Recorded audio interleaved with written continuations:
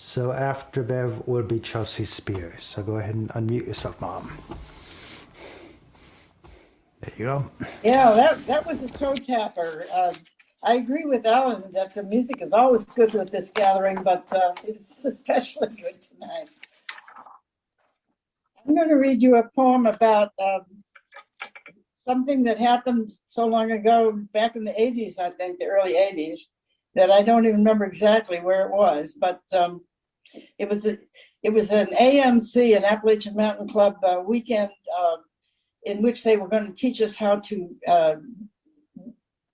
set up a tent and hike in the snow. And so I probably was up in the western part of foothills of western Massachusetts. But this time I can't be sure.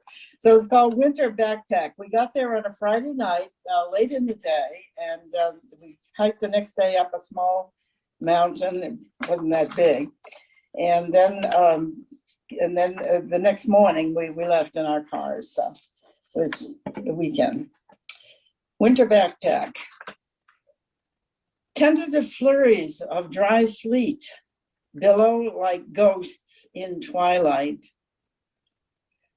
We tie our tents to tree limbs and cook by lantern light. White moths tick on nylon.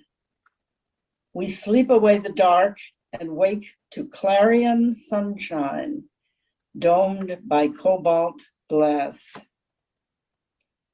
Our snowshoes write our thoughts on unmarked pages, twined with tracks of hooves and paws. We read as we bend to climb.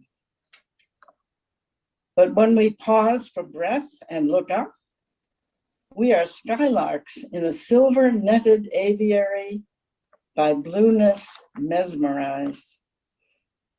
On the ridge, we become giants, our heads level with rows of crystal-coated bonsai and balsam bowed by snow.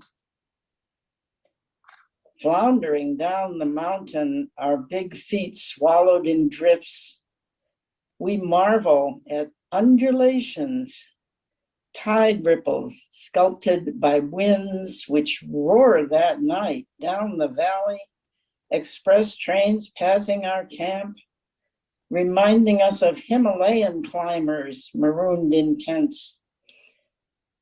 But these winds are Siroccan. They black out cities of stars and brew a broth of fine rain by the time we reach our cars. End of story.